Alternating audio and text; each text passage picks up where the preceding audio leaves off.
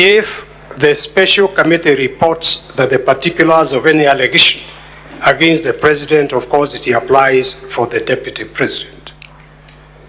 If you go to B, have been substantiated, the Senate shall, after according the president an opportunity to be heard, vote on the impeachment charges. Mheshimiwa Speaker, we are aware that this Honorable Senate made a decision to hear the charges in plenary, so that what we are doing in these proceedings, I would suggest and submit we are proceeding under sabbatical 6B.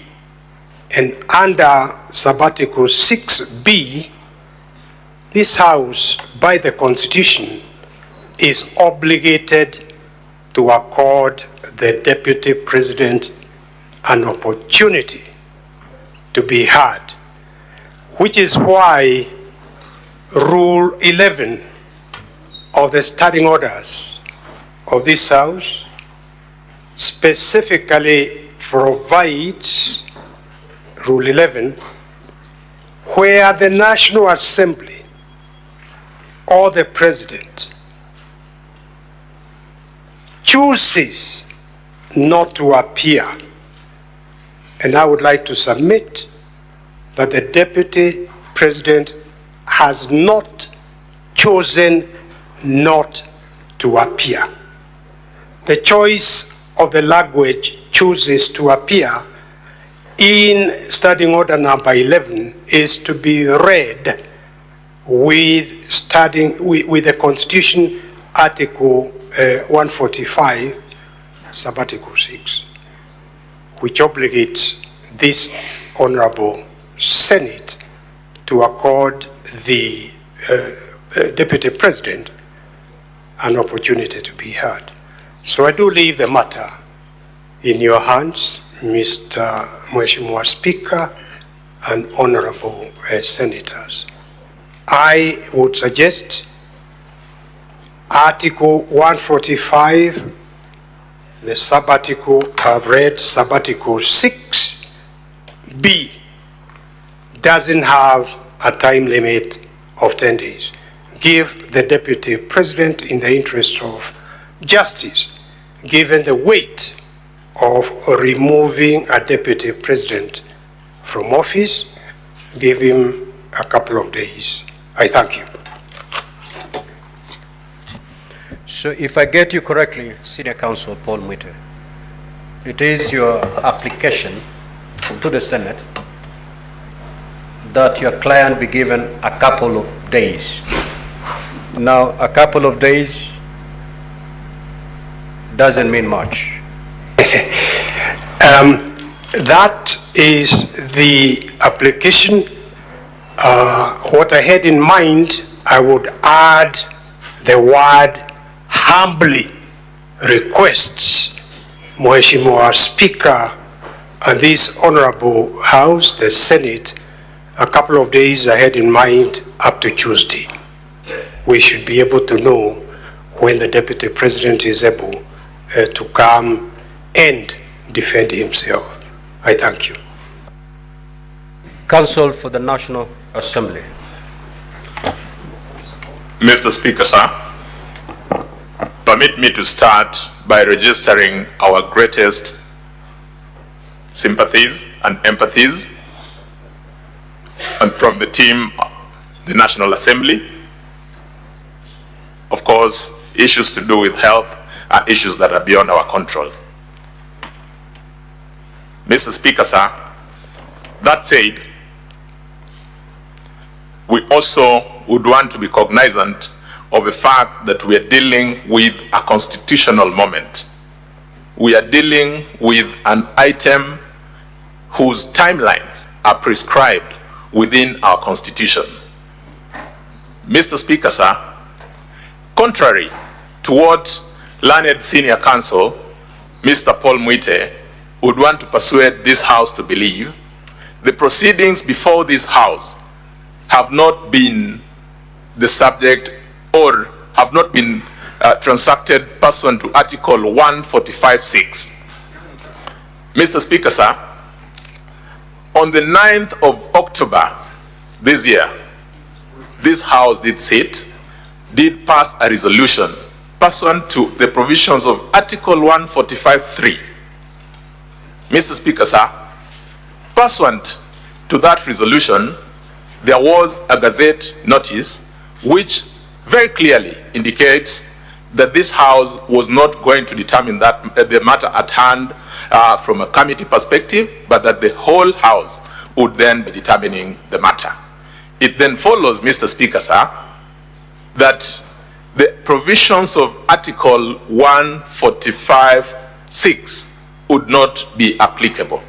Mr. Speaker, sir, in the same Gazette notice, you did gazette the 16th and 17th of October to be the days assigned for the hearing and determination of the motion that is before you. That said, Mr. Speaker, sir, we appreciate the place of fair hearing and an opportunity to be accorded the chance and the facilities to be able to defend one's self in a motion such as this. Mr. Speaker, I would want to add that the opportunity to be heard does not have to be oral.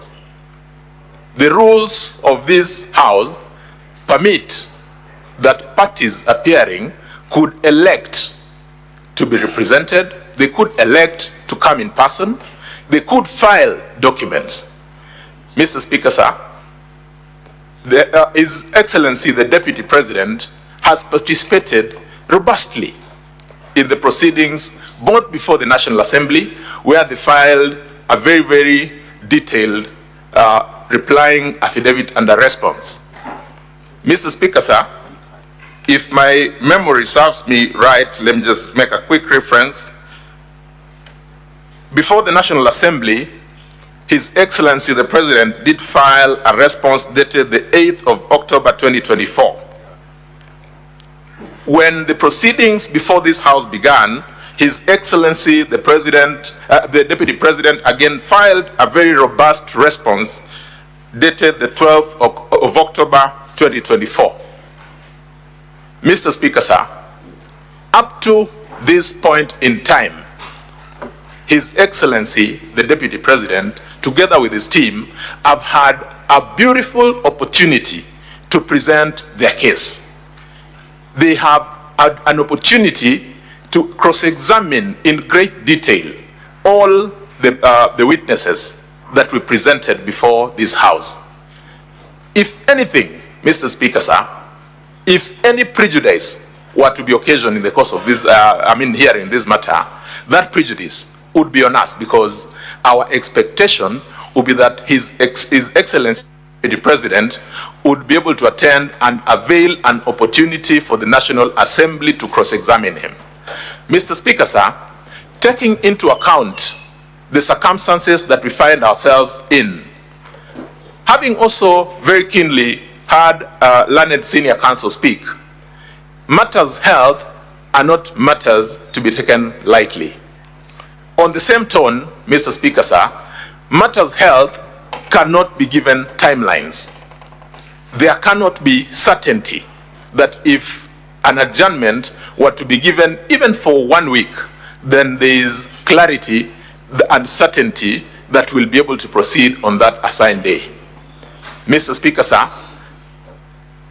we would urge that we borrow practice that has accorded to other similar organs created by the Constitution.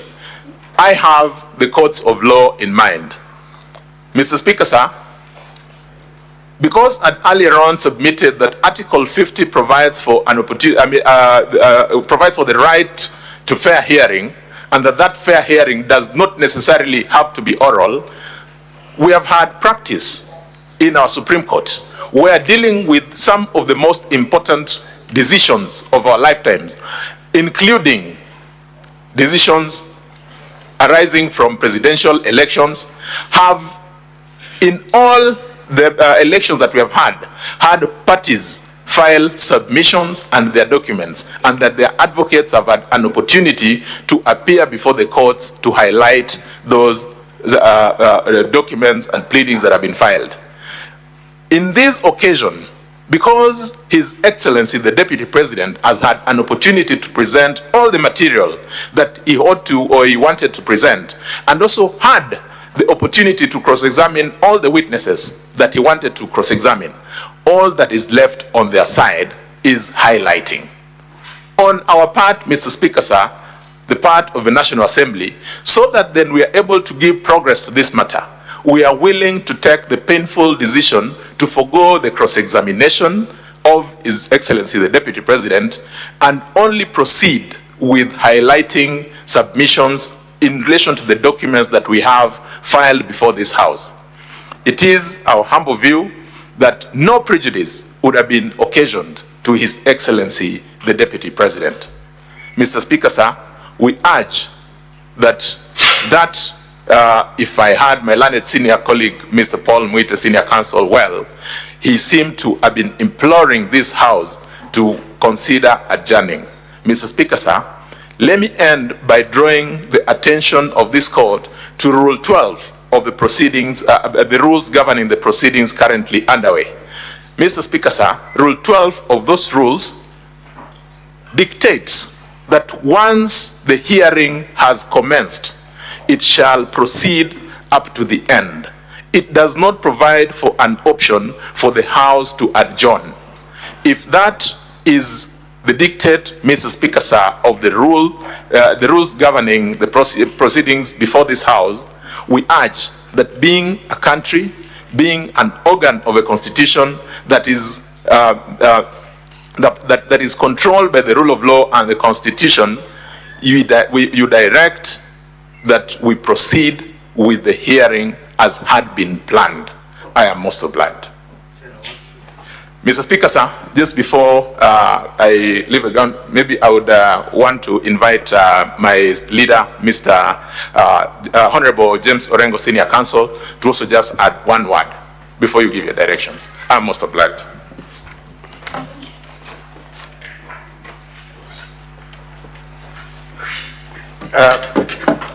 Mr. Speaker, just briefly, in these proceedings, we are governed by Article 145. And there is a very unique provision in Article 145 that you don't find in legislations to do with even litigation in the courts. But because the makers of this constitution knew that these proceedings are time-bound, there is under Article 145, sub-article 5, a very important provision. And I think that article is not there for cosmetic value. That article is there to deal with a situation like we find ourselves in, because the makers of this constitution knew that when processes are time-bound, they must be a safety valve. Article 145, sub-article 5, which applies mutatis mutandis in relation to the removal from office by way of impeachment of the Deputy President, states as follows. The President, and for that matter, it should be read, the Deputy President, shall they have the right to appear and be represented before the special committee during its investigation.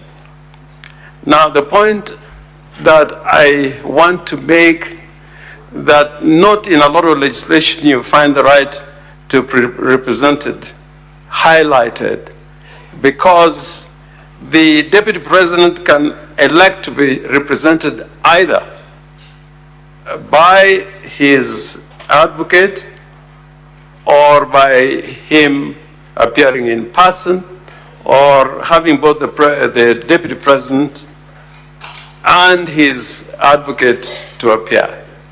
Now, I want to put before the Senate, because a lot of you have this problem a lot of time during the elections. If, in accordance with the election law, you are required to subscribe your nomination papers on a certain day, and you fail it, you're running for president or deputy president, and you're told that you must present your nomination papers on a certain day, as it is there in the law, would you feign sickness and fail to represent your nomination papers on that particular day? And I can tell you, if you fail to do so, the law will not give you any accommodation. You'll be out, and there are a lot of decisions on this matter. I want to talk to this Senate very frankly, that Senior Counsel Mwite was basically giving evidence. He has not told us where, or if he has told us, the medical institution where the deputy president is. But for the deputy president to fail to bring evidence, credible evidence before the House that has been admitted, even that evidence that has been admitted to a medical institution, we don't have it. We will rely on the evidence from my senior counsel, Paul Mwite. That is evidence. But in practice, I can say without a fear of contradiction, there are many times where people are represented even in medical documents, and later on they've been found to be fake, if I may use that word. I think the thing that the deputy president should have done, we should have had one of the doctors here, at least to tell us about his admission and about his condition, because up to 1:15, the deputy president was here. He was not evacuated from here in an ambulance. And if I can give evidence from the bar, he went to his office, and again, there's no evidence that he was evacuated in an ambulance. He went to Karen Hospital in himself to check at the hospital. So I think our constitutional duty is to live by what the Constitution requires of us. The greatest prejudice, for me, I was looking forward to cross-examine the deputy president. But unfortunately, the story that has been told does not include cross-examination of the evidence of the deputy president, which is on record. But because we are time-bound, and as my London friend Eric Gumba said, we are prepared to go by the evidence in record. The prejudice is to us. The sickness of the deputy president is affecting us more because we would want to cross-examine him. But he has evidence in record which we cannot test by the way of cross-examination. And there's no assurance that on Tuesday, the deputy president would be here. Finally, we can also say from here that there are many cases that have been filed all over, including in Malindi today, that has to do with the proceedings that are going on here. So I am in a position to say that this health condition in which the deputy president is, and I sympathize, may be opportunistic in the absence of medical evidence from a doctor. It may be opportunistic. And I saw him when he came in. I'm not a doctor, but there was nothing to suggest that he was in the condition that Honorable Counsel has been talking about. So do the senators now turn into a jury to make a decision on the basis of evidence presented from the bar by senior counsel without no documentary proof of where the deputy president is and what elements is suffering for. I think the more important duty for this Senate is to comply with the Constitution. And we urge you to comply with the Constitution and proceed with the hearing of this impeachment proceedings. Thank you. Senior Counsel Paul Mwite.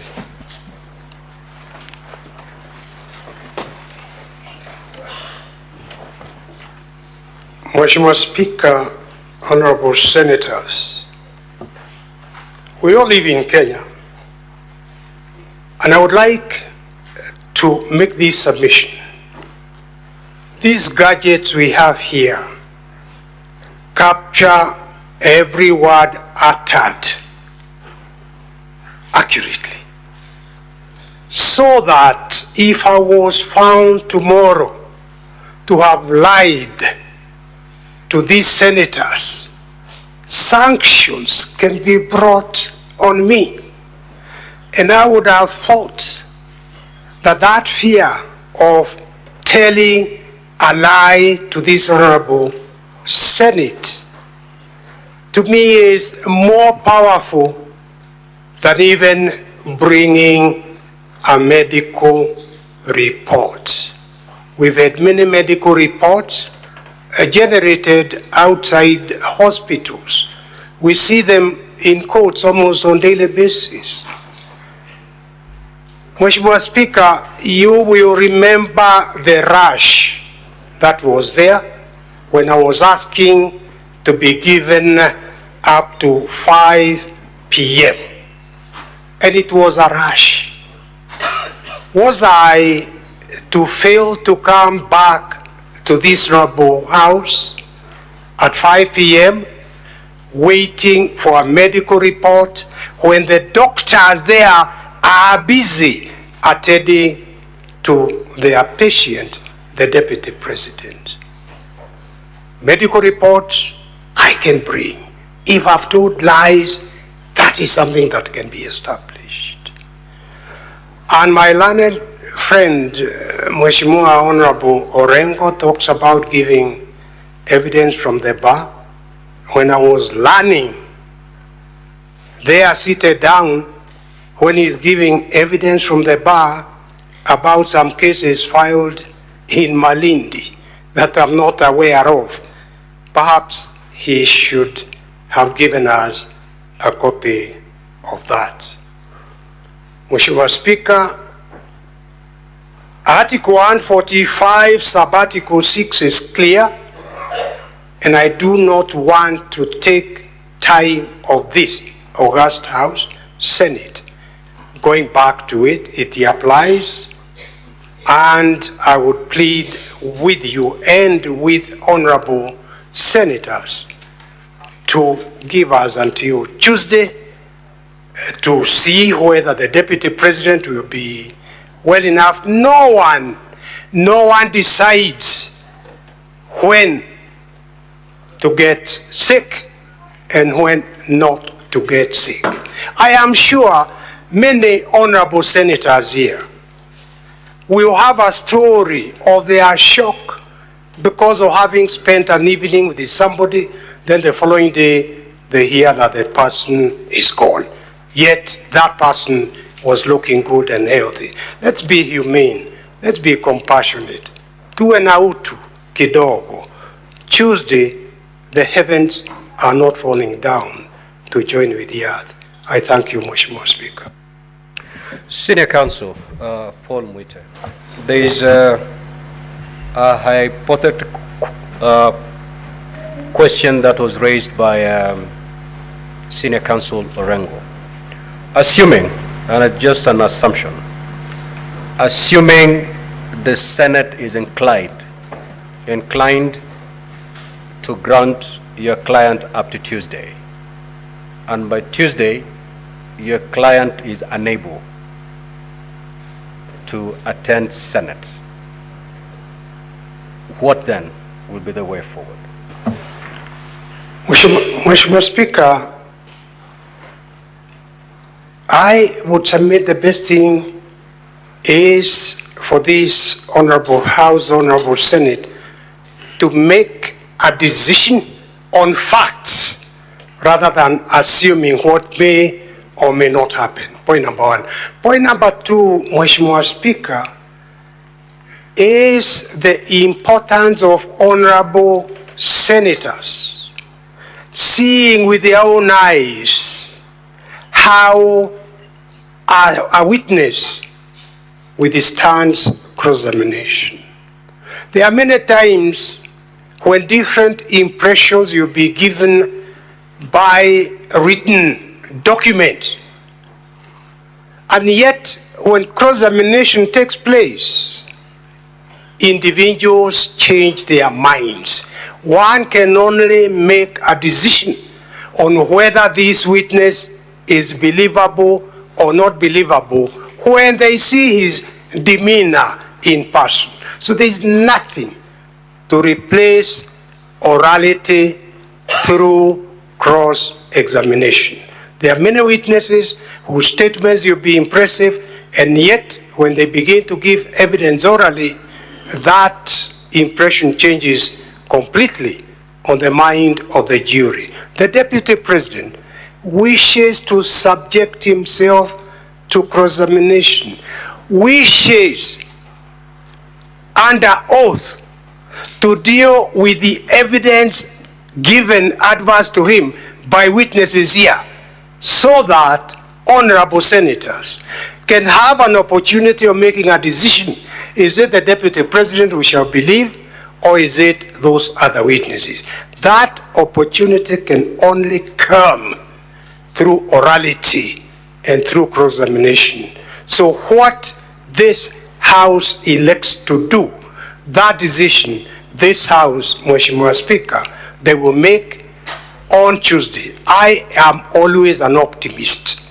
So I am living in the belief that the doctors may be able to put whatever is wrong with the Deputy President back in place so that he can be here on Tuesday, Mr. Speaker. If he's not here, let that decision of what this Honorable Senate will then do be made on Tuesday. That is a humane way of going about a matter about no one had control of. I thank you. Now, honorable senators, having listened to the counsel for the Deputy President, as well as the counsel for the National Assembly, I need to consider those arguments and give my considered ruling in this matter. I will therefore suspend for 5 minutes. 5 minutes. 5 minutes, and I'll be back. Arise.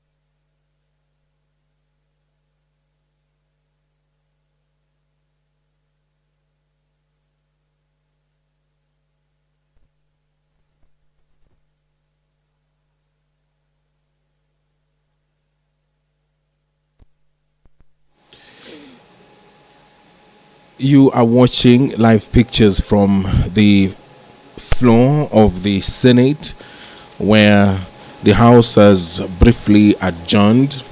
The Speaker of the Senate is expected to come back and give a ruling on the way forward. The council representing the Deputy President has requested that the team be given until Tuesday, so that the Deputy President can be given the opportunity to be heard before the Senate takes a decision on the impeachment motion that was forwarded to the Senate by the National Assembly.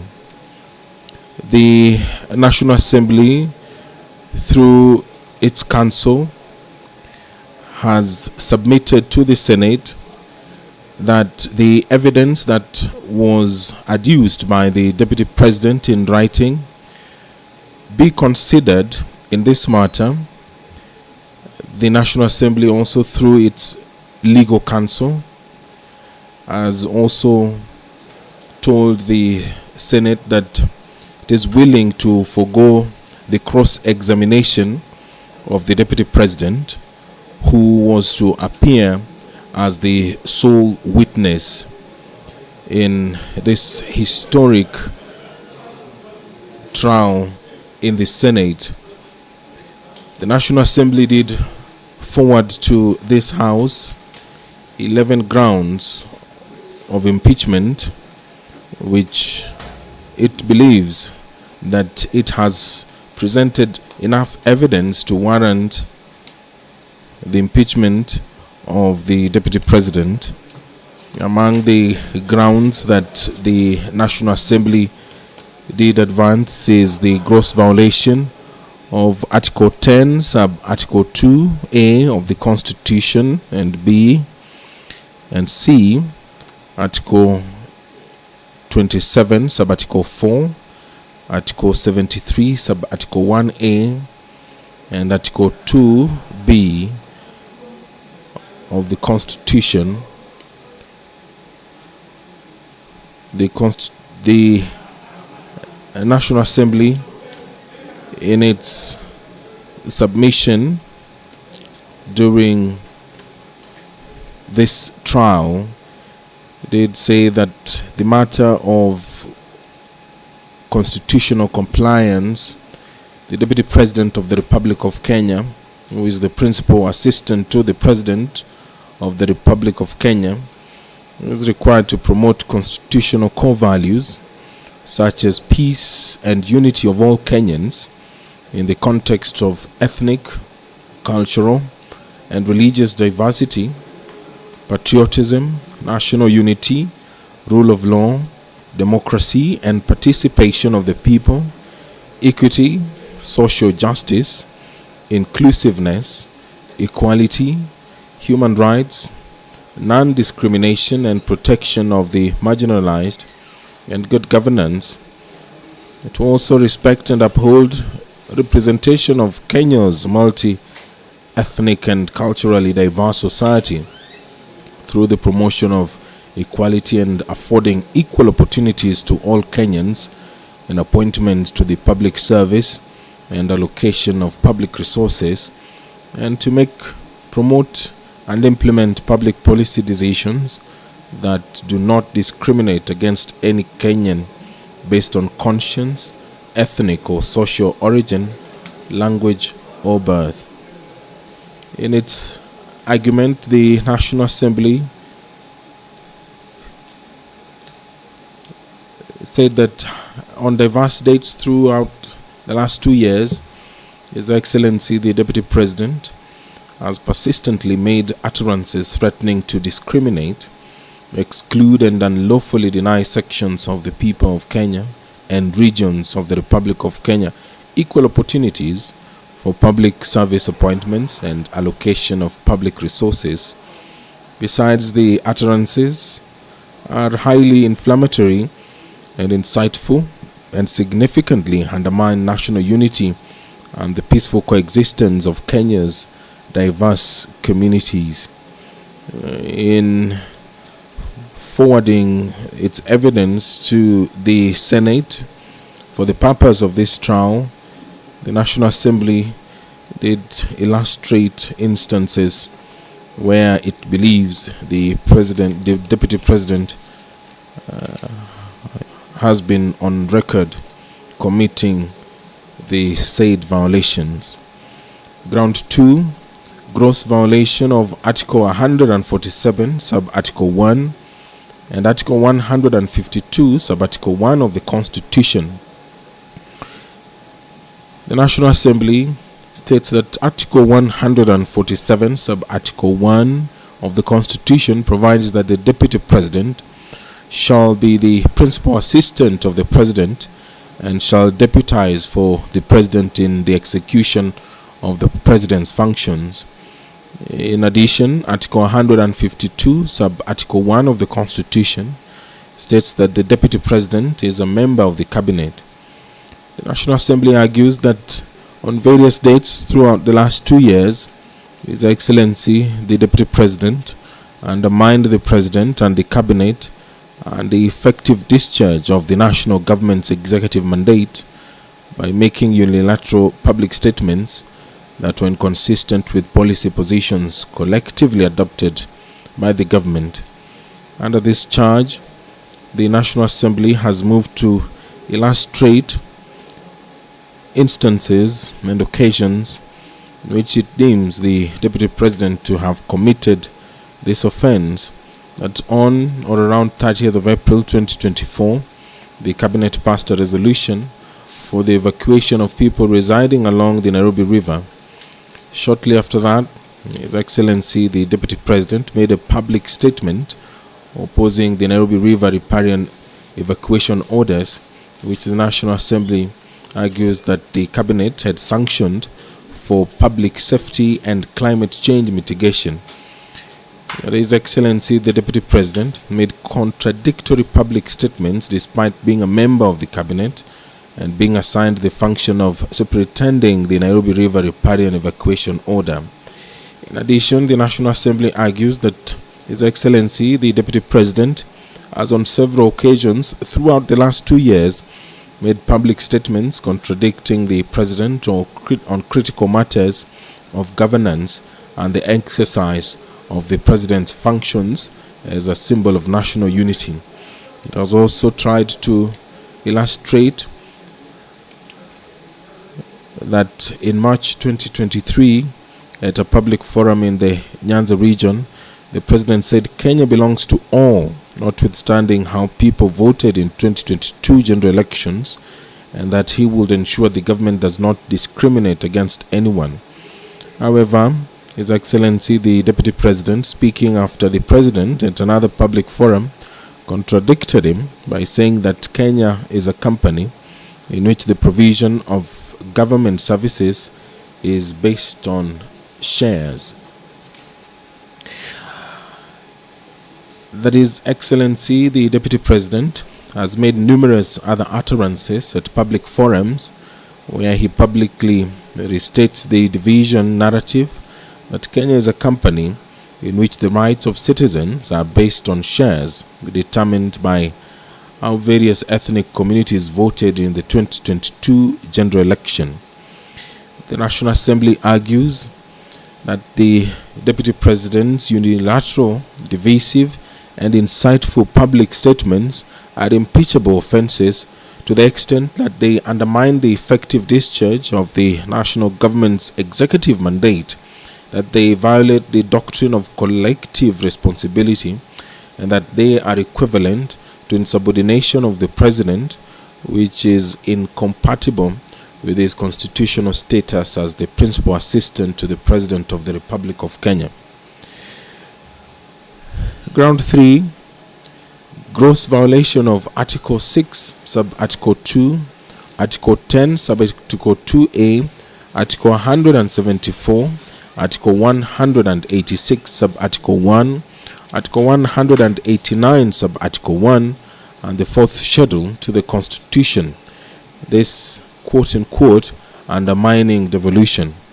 The National Assembly, in its submission in this trial, argues that Article 10, Sub-Article 2A of the Constitution provides that devolution is a fundamental national value and principle of governance. In addition, Article 6, Sub-Article 2 of the Constitution provides that government at the county and national levels are distinct and interdependent and shall conduct their mutual relations based on consultation and cooperation.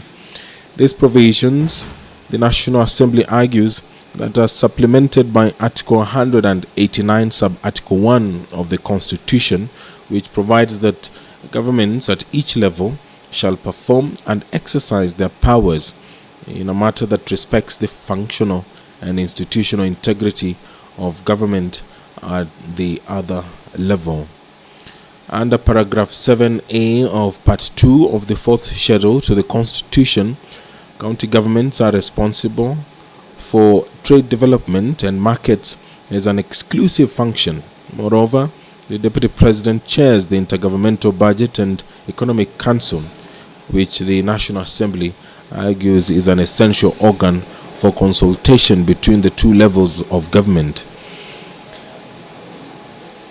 In its submission before the Senate, the National Assembly, through its legal representatives, say that on or around 20th September 2024, His Excellency Rigathi Gachagua, recklessly unmindful of the high calling and dignified status of the office of the Deputy President of the Republic, unlawfully interfered with the running of Nairobi City County Government by holding a public rally in which he incited citizens against lawful directives of the Nairobi City County Government on the planning and the location of markets.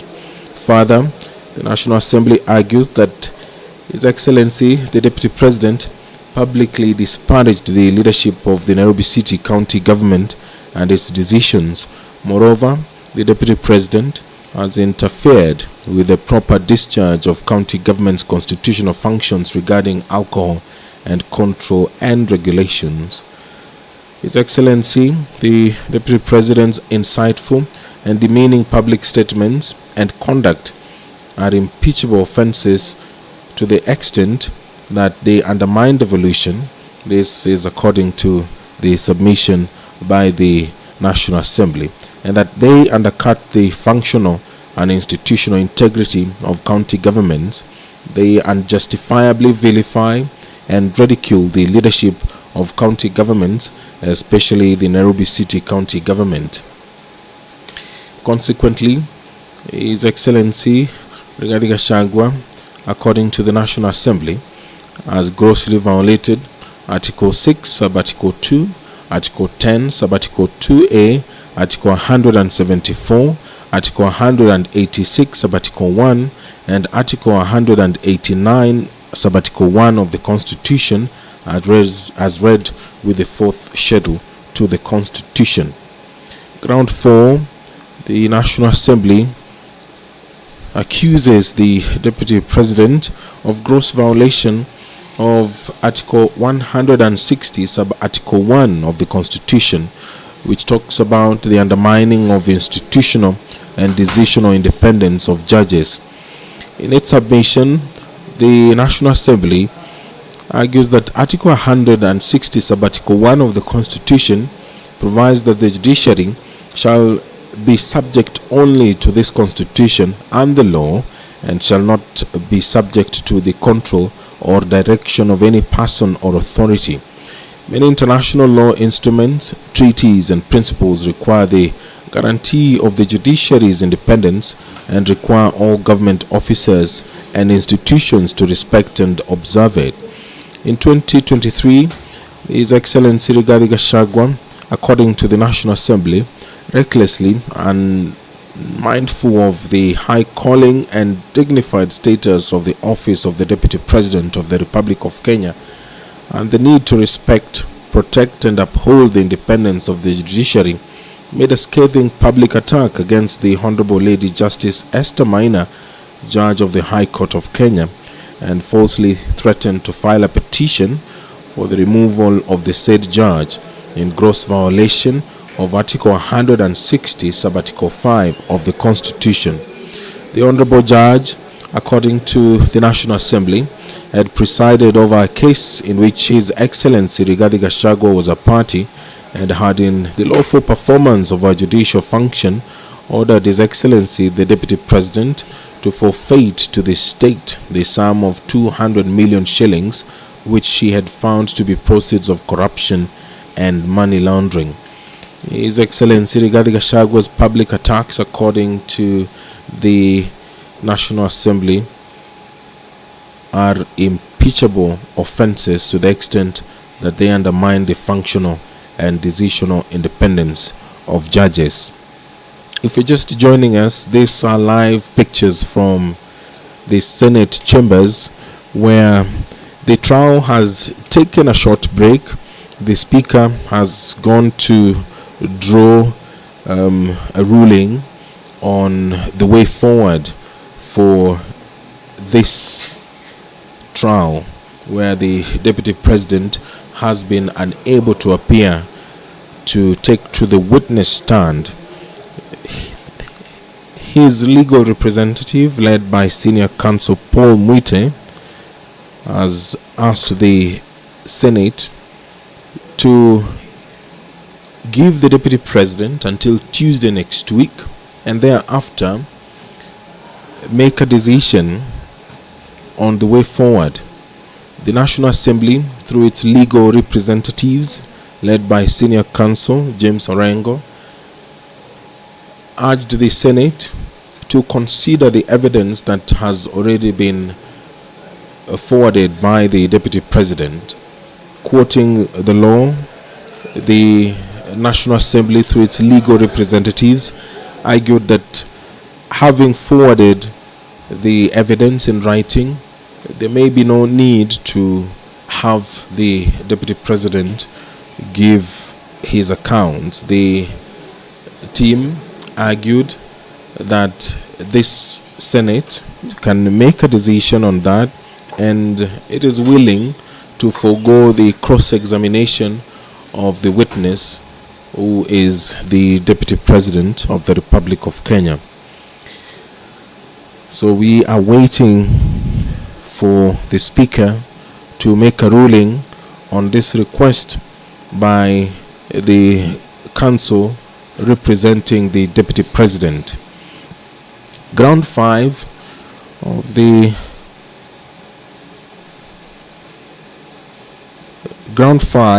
that the National Assembly believes is an impeachable offence is the gross violation of Article 3, Sub-Article 1 and Article 148, Sub-Article 5A of the Constitution, which talks about the breach of the oath of office and allegiance. The National Assembly, in impeaching the Deputy President, argued that His Excellency Rigathi Gachagua's actions and utterances outlined in Ground 1, 2, 3 and 4 constitute a gross violation of Article 3, Sub-Article 1 of the Constitution, which requires every person to respect, uphold and defend the Constitution. Further, the actions and utterances of His Excellency Rigathi Gachagua grossly violate Article 148, Sub-Article 5A of the Constitution, which prescribes the oath of allegiance of the office of the Deputy President that obligates the Deputy President to obey, preserve, protect and defend the Constitution. There's also serious reasons, according to the National Assembly, to believe that the Deputy President has committed a crime under national law pursuant to Article 150, Sub-Article 1B, Part 2 of the Constitution. Under Ground 6, the National Assembly, in its submission, argues that there are serious reasons to believe that His Excellency Rigathi Gachagua has committed crimes under Sections 13, Subsection 1A and Section 62 of the National Cohesion and Integration Act. Section 13 of the National Cohesion and Integration Act provides that it is an offense for any person to use threatening, abusive, or insulting words or behavior where the person intends to stir up feelings of ethnic contempt, hatred, hostility, violence, or discrimination. The section also makes it an offense to use such words or engage in such behavior when, having regard to all the circumstances, ethnic hatred is likely to be stirred up. The National Assembly argues that besides, Section 62 of the National Cohesion and Integration Act states that a person commits an offense when the person makes statements that are intended or are likely to stir up feelings of ethnic contempt, hatred, hostility, violence, or discrimination. His Excellency Rigathi Gachagua's persistent, inflammatory, reckless, insightful public utterances over the last 2 years, according to the National Assembly, details of which are set out in grounds 1, 2, 3, and 4, establish serious reasons to believe that he has committed crimes under Section 13, subsection 1, and Section 62 of the National Cohesion and Integration Act. Ground 7. Serious reasons to believe that His Excellency Rigathi Gachagua has committed crime under Sections 45, subsection 1, Section 46, Section 47A, Part 3, and Section 48, subsection 1 of the Anti-Corruption and Economic Crimes Act, and Section 2, 3, 4, and 7 of the Proceeds of Crime and Anti-Money Laundering Act. That for the past 2 years, His Excellency the Deputy President has inexplicably amassed a humongous property portfolio estimated at 5.2 billion shillings, primarily from proceeds of corruption and money laundering. The value of the property and wealth that His Excellency Rigathi Gachagua has acquired, according to the National Assembly, over the last 2 years is incompatible with his non-legitimate income, that is 12 million shillings per annum or thereabouts.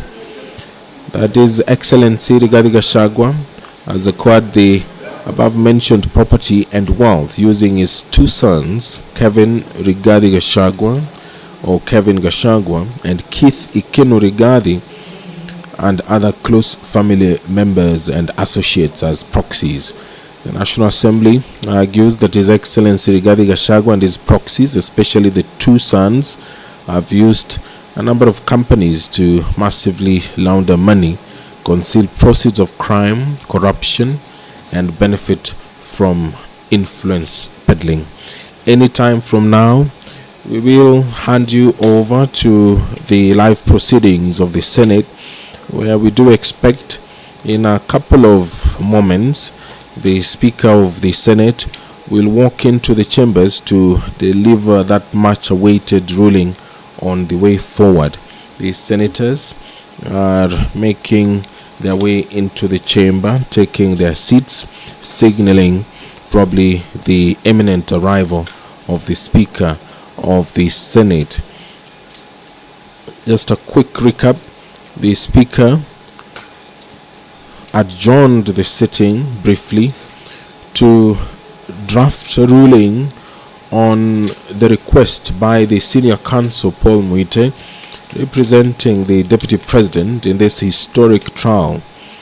The senior counsel told the Senate that the Deputy President had fallen ill and he had been in contact with his doctors at the current hospital, and he also did indicate that he didn't speak directly to the Deputy President on orders by the doctors who are continuing to examine the Deputy President.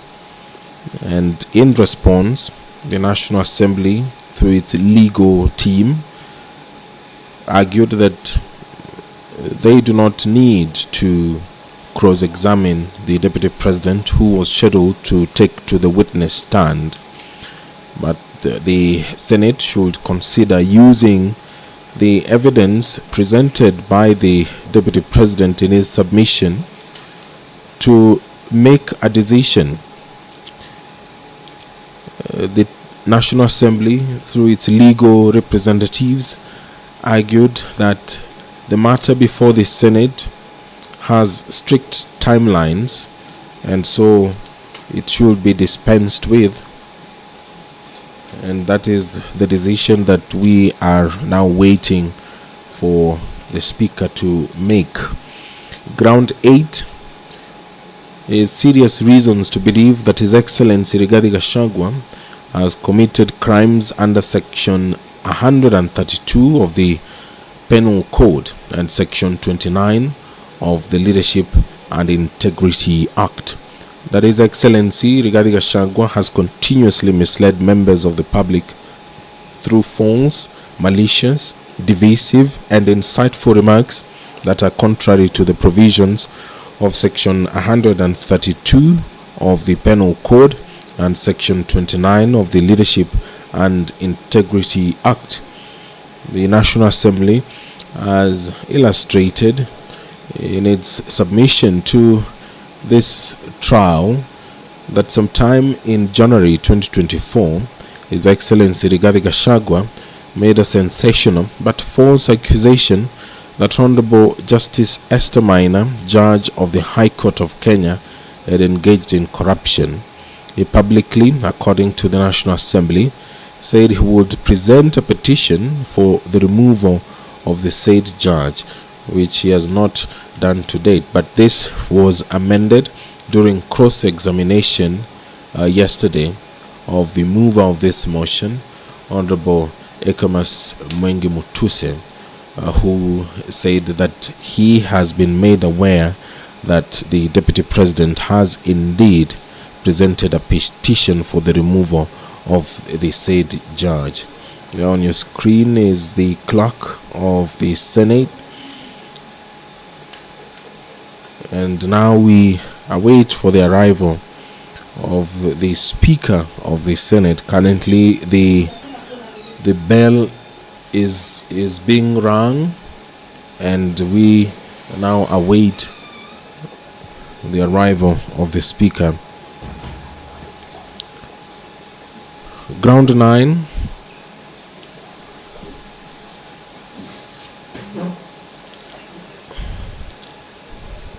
And there is the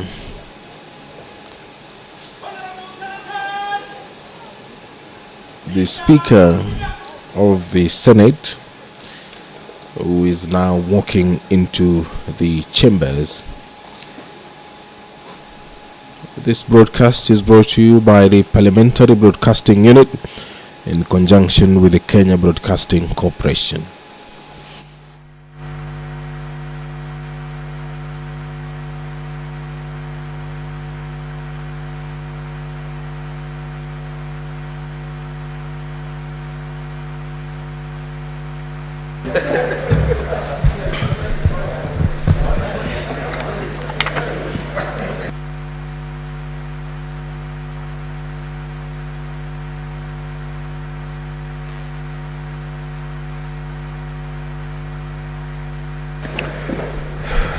Order, Honorable Senators. Let me apologize, I've taken more than the 5 minutes. The matters that had been raised are weighty, but I'm ready with my ruling and I proceed to deliver it. Honorable Senators, ladies and gentlemen, as you will recall, before the rise of the Senate at 1:15 p.m., the Senate had concluded the hearing of the case of the National Assembly. This included the evidence laid by the National Assembly, including the calling of its witnesses who were examined, cross-examined by counsel for the Deputy President, and re-examined. As the House adjourned, I directed that, as contained in the hearing program in this matter, of the determination of the proposed removal from office by impeachment of His Excellency Rigathi Gachagua, EGH, Deputy President of the Republic of Kenya, on resumption at 2:30 p.m., the Senate will hear the case of the Deputy President for 2 hours, comprising examination in chief and re-examination, while the National Assembly will have a period of 1 hour and 55 minutes for cross-examination. When the Senate resumed at 2:30 p.m., when the opportunity came for the Deputy President's side to commence its case, Senior Counsel Paul Mwite, counsel for the Deputy President, informed the Senate that he did not know the whereabouts of his client and sought to be allowed a little time to establish where he was. Thereafter, he informed the Senate that he had learned that his client had been taken ill.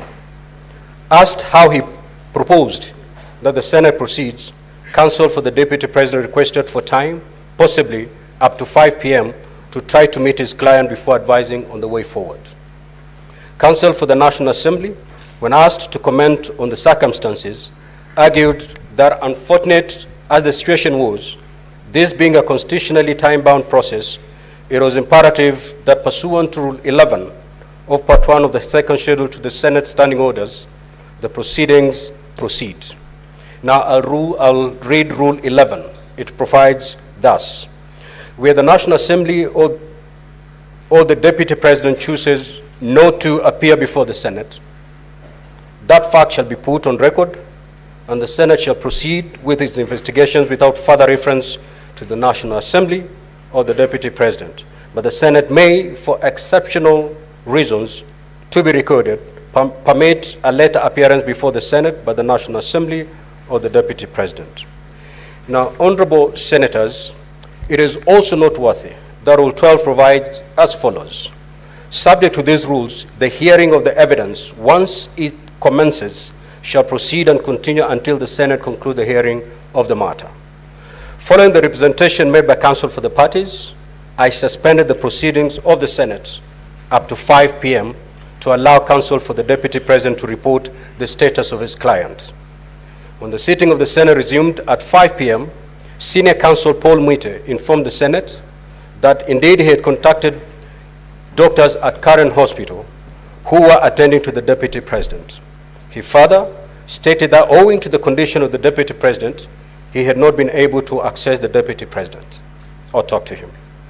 Senior Counsel then proceeded to cite Article 145(6), observing that although the Senate had opted to proceed by way of hearing the matter in plenary, and while Article 145(6) provides for the hearing of the matter by way of special committee, the provision obligates the Senate to accord the Deputy President an opportunity to be heard before a vote is taken on the impeachment charges. He further cited Rule 11 of Part 1 of the second schedule to the Senate Standing Orders, stating that in accordance with the provisions, the Deputy President had chosen to appear and be presented in these proceedings. Counsel for the Deputy President further submitted that the right of the Deputy President to be given an opportunity to be heard under Article 145(6)(b) of the Constitution is not limited by the 10-day timeline otherwise provided for in this matter. In the end, relying on these provisions, counsel for the Deputy President requested that the Senate adjourns the matter to Tuesday, the 22nd of October 2024, to enable his client time to be attended to by his doctors. In response, counsel for the National Assembly, Mr. Gumbo, registered his sympathies to the Deputy President. On the other hand, he noted that the health matters are matters that are beyond human control. However, he noted that the matter at hand was one that was governed by constitutional timelines. Counsel further indicated that Article 145(6) of the Constitution applied to impeachment proceedings in committee and was not therefore relevant to the present proceedings, which had been convened by dint of Article 145(3) of the Constitution. Counsel observed that the dates for the hearing had, by Gazette notice, been set at 16th and 17th of October 2024. Counsel therefore went ahead to observe that His Excellency the Deputy President had robustly participated in the proceedings by filing detailed responses to the allegations as set out by the National Assembly and through various submissions made in the course of the hearing, including cross-examination of witnesses. Counsel then indicated that if any prejudice was to be suffered by the failure of the Deputy President to testify and be cross-examined, this will be on the part of the National Assembly. which had the legitimate expectation of testing the evidence of the Deputy President through cross-examination. Counsel then referred to the practice in the courts, including the Supreme Court, where parties are allowed to file respective submissions, and the advocates are then allowed to appear and highlight their submissions. Counsel argued that noting the Deputy President had filed detailed responses and had the opportunity to cross-examine the witnesses of the National Assembly, the health status of the Deputy President and the constitutional timelines, and borrowing the practices of the courts, the National Assembly was willing to forego the cross-examination of the Deputy President and requested that both parties be allowed to highlight their submissions during their closing statements. Senior Counsel James Orengo had similar sentiments and cited Article 145(5) of the Constitution, arguing that the right to appear and be represented include the right to be represented by counsel. He argued that the Senate that the greater duty was to comply with the Constitution, and that the Senate could not accordingly go outside the timelines as set out in the Constitution. It is noted that the present hearing was convened via Gazette Notice 163, Volume CXXV1, dated the 9th of October 2024. Via that Gazette Notice, I appointed Wednesday, 16th October 2024 as the date for the commencement of the hearing, and further that the hearing will run up to the conclusion of the hearing on Thursday, the 17th of October 2024. As presently convened, therefore, today at midnight, unless midnight finds the Senate in the course of division, marks the end of the period for the hearing of the present impeachment matter. As this process is time-bound by the Constitution to be concluded in not more than 10 days, pursuant to Article 145 as read together with Article 150 of the Constitution, and noting that the period provided for ends on Saturday, the 19th of October 2024, the only window open to the Senate, if it so oblige the request for adjournment sought by counsel for the Deputy President, will be to gazette Saturday, the 19th of October 2024 as a further and final day for hearing of this matter. Now, honorable senators, ladies and gentlemen, such a request is not made to the Speaker, but to the Senate, and is accordingly a matter for the Senate to determine. To facilitate this decision, I direct the Clerk of the Senate to circulate a supplementary order paper incorporating a notice of motion and a motion for adjournment sought. This being a procedural matter, the motion, if carried, will result in the Speaker gazetting Saturday, the 19th of October 2024 as a sitting day to conclude the hearing and determination of this matter, this being the last day allowed by the Constitution of Kenya for these proceedings to conclude. Needless to say, if the motion is not carried, the decision of the Senate will be that this hearing continues to conclusion in the manner provided for under Rule 12. In such event, the hearing will continue as set out in the program, with the parties moving to make their closing statements. Now, honorable senators, ladies and gentlemen, in conclusion, let me take this opportunity on my own behalf and on behalf of the Senate to convey our sincere sympathies and best wishes for a quick recovery to His Excellency Rigathi Gachagua, AGH, the Deputy President of the Republic of Kenya.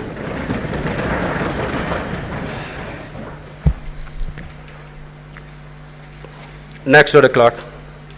Now, honorable senators, you have been circulated with the supplementary order paper. That is the order paper that we are going to use from now going forward. Clerk,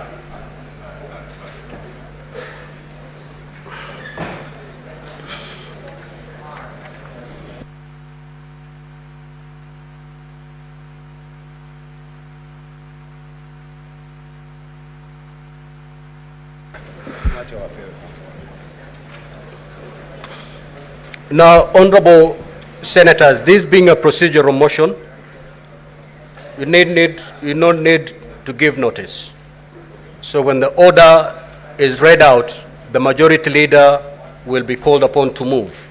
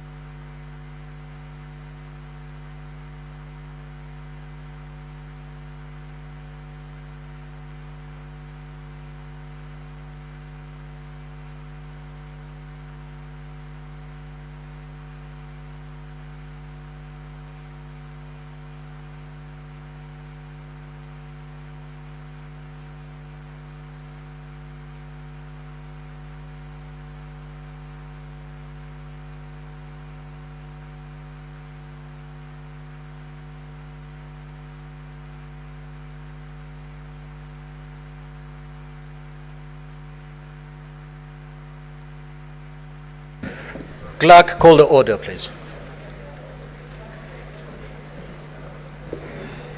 Honorable Senators, please let us be seated. Order number 2, procedural motion to hold sittings on Saturday, 19th October 2024. The Senate Majority Leader.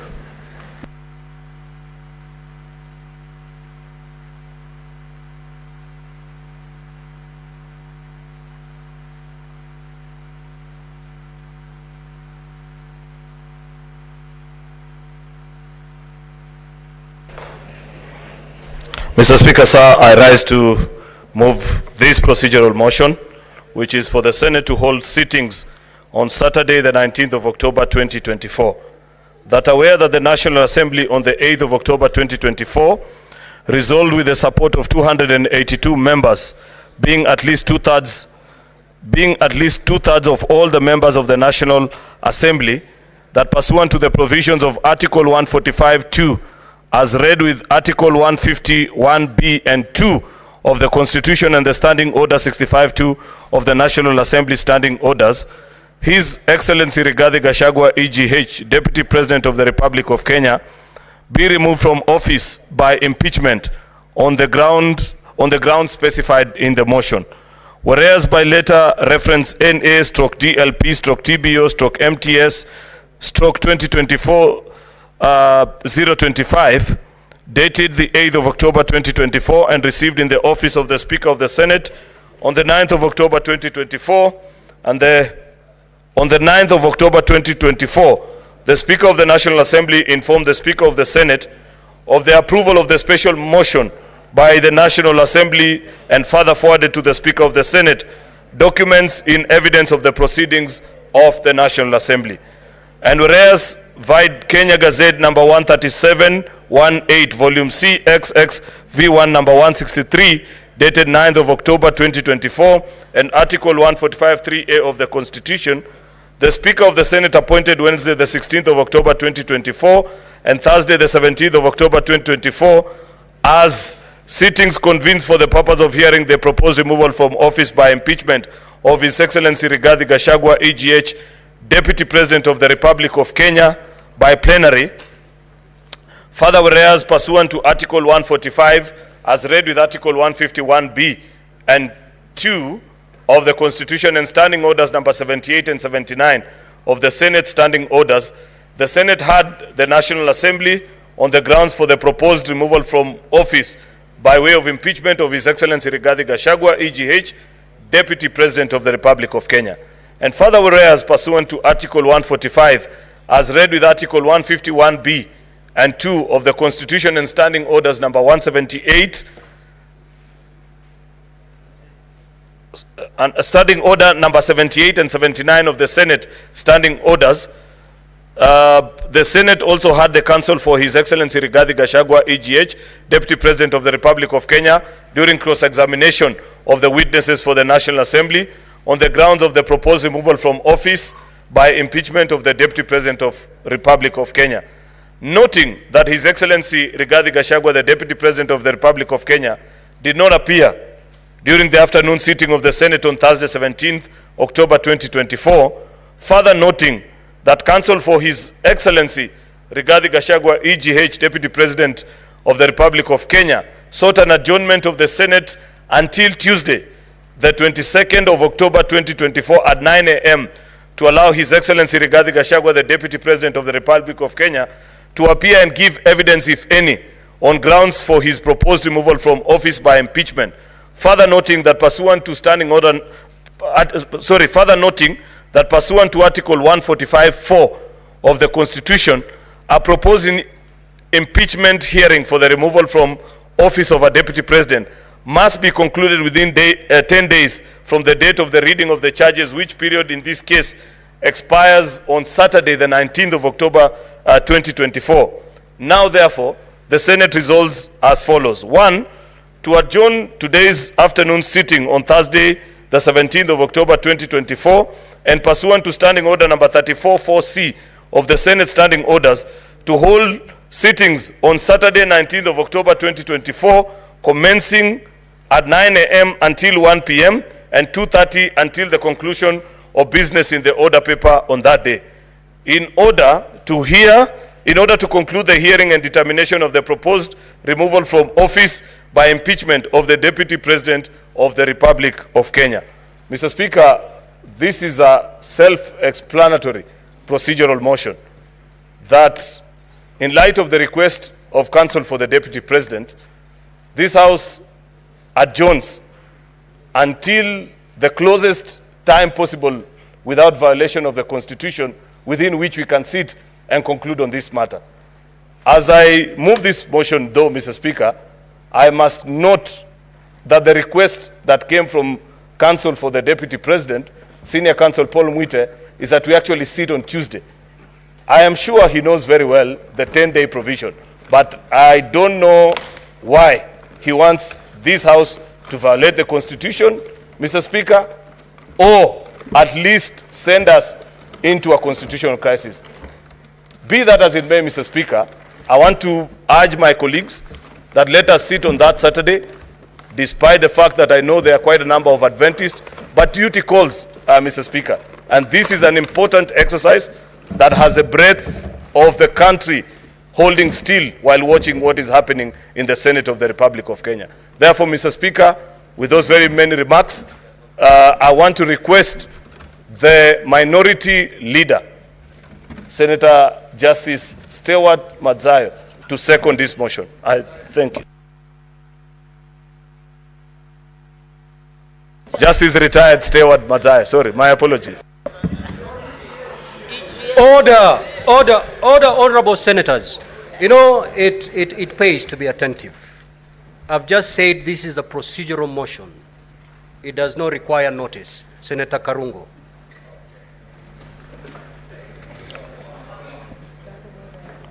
Asante Mheshimiwa Spika. Kwanza nataka kuunga mkono hoja hii ya kwamba tuweze pia kupata nafasi ya kuweza kuketi ama kusikiza maoni haya siku ya Jumamosi, kuanzia leo mpaka Jumamosi, kupewa nafasi hiyo. Bwana Spika, tunaelewa ya kwamba hii ni kesi muhimu sana na macho yote katika nchi hivi sasa yanaegezwa katika bunge la Senate.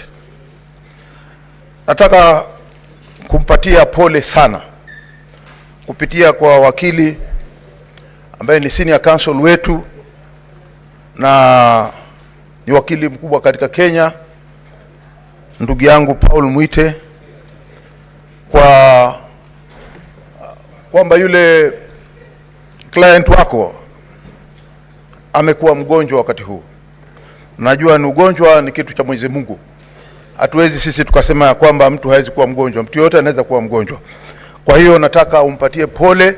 Senate imempatia pole na kwamba tunamtakia kila laheri aweze Mwenyezi Mungu kumpatia nafuu, alafu tuweze kumpata hapa. Bwana Spika, tuko katika panda mbili hivi sasa. Ni mgonjwa na tuendelee, ama ni mgonjwa na tusiendelee. Tumpatie nafasi. Kama binadamu naweza kusema kwamba ni nafasi nzuri tuonyeshe binadamu kama maseneta ama nyumba ya Senate kwamba tumpatie nafasi ya yeye akiwa yuko hospitali aweze kuweza kupata nafuu katika matibabu yake. Bwana Spika, mswada huu umekuja wakati mzuri na kwamba tunaweza kumpatia hiyo nafasi. Naunga mkono hoja hii. Asante sana Bwana Spika. Now, honorable senators, I'll proceed to propose a question, which is that aware that the National Assembly on the 8th of October 2024 resolved with the support of 282 members, being at least 2/3 of all members of the National Assembly, that pursuant to the provisions of Article 145(2) as read with Article 151(b) and 2 of the Constitution and Standing Order 65(2) of the National Assembly Standing Orders, His Excellency Rigathi Gachagua, EGH, Deputy President of the Republic of Kenya, be removed from office by impeachment on the grounds specified in the special motion. Whereas by a letter reference NA/DLP/TBO/MTS/2024 into brackets 025, dated the 8th of October 2024, and received in the office of the Speaker of the Senate on the 9th of October 2024, the Speaker of the National Assembly informed the Speaker of the Senate of the approval of the special motion by the National Assembly and further forwarded to the Speaker of the Senate documents in evidence of the proceedings of the National Assembly. And whereas White Kenya Gazette number 13178, volume CXX V1, number 163, dated the 9th of October 2024, and Article 145(3)(a) of the Constitution, the Speaker of the Senate appointed Wednesday, the 16th of October 2024, and Thursday, 17th of October 2024, as sittings convened for the purpose of hearing the proposed removal from office by impeachment of His Excellency Rigathi Gachagua, EGH, Deputy President of the Republic of Kenya, in plenary. Further, whereas pursuant to Article 145, as read with Article 151(b) and 2 of the Constitution, and Standing Orders 78 and 79 of the Senate Standing Orders, the Senate heard the National Assembly on the grounds for the proposed removal from office by impeachment of His Excellency Rigathi Gachagua, EGH, Deputy President of the Republic of Kenya. And further, whereas pursuant to Article 145, as read with Article 151(b) and 2 of the Constitution, and Standing Orders 78 and 79 of the Senate Standing Orders, the Senate also had counsel for His Excellency Rigathi Gachagua, EGH, Deputy President of the Republic of Kenya, during cross-examination of the witnesses for the National Assembly on the grounds for the proposed removal from office by impeachment of the Deputy President of the Republic of Kenya. Noting that His Excellency Rigathi Gachagua, EGH, Deputy President of the Republic of Kenya, did not appear during the afternoon sitting of the Senate on Thursday, the 17th of October 2024. Further, noting that counsel for His Excellency Rigathi Gachagua, EGH, Deputy President of the Republic of Kenya, sought an adjournment of the Senate until Tuesday, the 22nd of October 2024 at 9 a.m. to allow His Excellency Rigathi Gachagua, EGH, Deputy President of the Republic of Kenya, to appear and give evidence, if any, on the grounds for his proposed removal from office by impeachment. Further, noting that pursuant to Article 145(4) of the Constitution, a proposed impeachment hearing for the removal from office of a Deputy President must be concluded within 10 days from the date of the reading of the charges, which period in this case expires on Saturday, the 19th of October 2024. Now, therefore, the Senate resolves the following: to adjourn the afternoon sitting of Thursday, 17th October 2024, and pursuant to Standing Order 34(4)(c) of the Senate Standing Orders, to hold sittings on Saturday, the 19th of October 2024, commencing at 9 a.m. until 1 p.m. and 2:30 p.m. until conclusion of business in the order paper of the day, in order to conclude the hearing and determination of the proposed removal from office by impeachment of the Deputy President of the Republic of Kenya. Now, honorable senators, we have been here before. This is a procedural motion. We rarely debate procedural motions. It's either we agree with it or we don't agree with it. And therefore, with your consensus, I may move to put the question. Very well. I will now proceed to put the question. That aware that the National Assembly on the 8th of October 2024 resolved with the support of 282 members, being at least 2/3 of all members of the National Assembly, that pursuant to the provisions of Article 145(2), as read with Article 151(b) and 2 of the Constitution, and Standing Order 65(2) of the National Assembly Standing Orders, His Excellency Rigathi Gachagua, EGH, Deputy President of the Republic of Kenya, be removed from office by impeachment on the grounds specified in the special motion. Whereas by a letter reference NA/DLP/TBO/MTS/2024 into brackets 025, dated the 8th of October 2024, and received in the office of the Speaker of the Senate on the 9th of October 2024, the Speaker of the National Assembly informed the Speaker of the Senate of the approval of the special motion by the National Assembly, and further forwarded to the Speaker of the Senate documents in evidence of the proceedings of the National Assembly. And whereas White Kenya Gazette number 13178, volume CXX V1, number 163, dated the 9th of October 2024, and Article 145(3)(a) of the Constitution, the Speaker of the Senate appointed Wednesday, the 16th of October, 2024, and Thursday, 17th of October, 2024, as sittings convened for the purpose of hearing the proposed removal from office by impeachment of His Excellency Rigathi Gachagua, EGH, Deputy President of the Republic of Kenya, in plenary. Further, whereas pursuant to Article 145, as read with Article 151(b) and 2 of the Constitution and Standing Orders 78 and 79 of the Senate Standing Orders, the Senate had the National Assembly on the grounds for the proposed removal from office by impeachment of His Excellency Rigathi Gachagua, EGH, Deputy President of the Republic of Kenya. And further, whereas pursuant to Article 145, as read with Article 151(b) and 2 of the Constitution, and Standing Orders 78 and 79 of the Senate Standing Orders, the Senate also had counsel for His Excellency Rigathi Gachagua, EGH, Deputy President of the Republic of Kenya, during cross-examination of the witnesses of the National Assembly on the grounds of the proposed removal from office by impeachment of the Deputy President of the Republic of Kenya. Noting that His Excellency Rigathi Gachagua, EGH, Deputy President of the Republic of Kenya, did not appear during the afternoon sitting of the Senate on Thursday, the 17th of October, 2024, further noting that the counsel for His Excellency Rigathi Gachagua, EGH, Deputy President of the Republic of Kenya, sought an adjournment of the Senate until Tuesday, the 22nd of October, 2024, at 9 a.m. to allow His Excellency Rigathi Gachagua, EGH, Deputy President of the Republic of Kenya, to appear and give evidence, if any, on the grounds for his proposed removal from office by impeachment.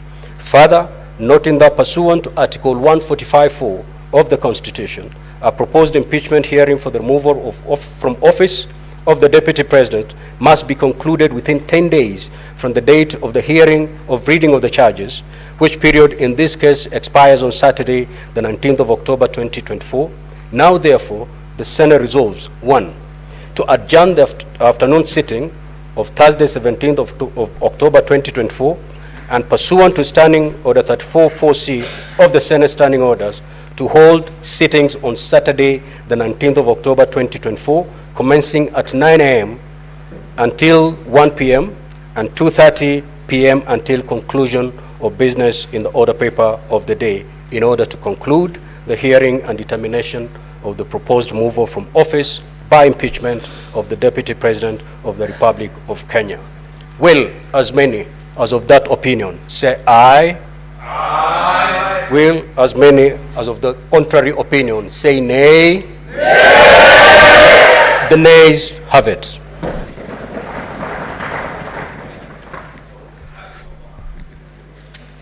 Now, honorable senators, the motion having been defeated, we will proceed with the hearing program as had been circulated this afternoon, in which case then we will move to closing statements by the parties.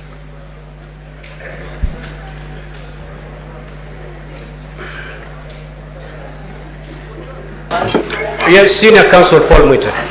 Mheshimiwa Speaker, through you, let me recognize the right of this Honorable Senate to decide any issue, any question put to it democratically, which, Mr. Speaker, is what has happened.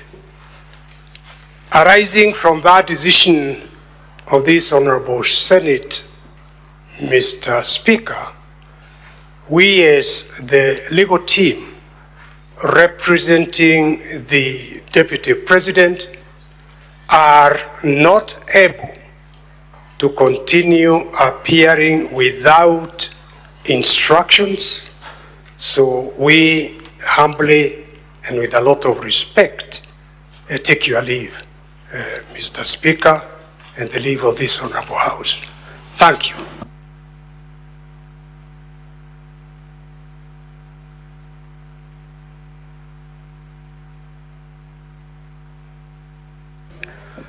Now, honorable senators, we shall move to hear the closing statements by counsel for the National Assembly. Clerk, you may now proceed to read the order.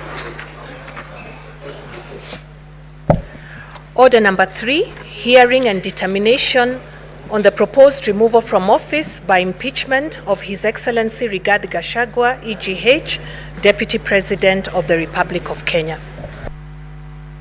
Counsel for the National Assembly, the floor is yours. You have up to 60 minutes. Thank you very much, Mr. Speaker, sir. Statement. On behalf of the National Assembly, we have a total of 4 advocates who would be sharing the time that is allocated to us. Leading the pack, Mr. Speaker, sir, is Senior Counsel Otiende Amolo, to whom I will cede the floor.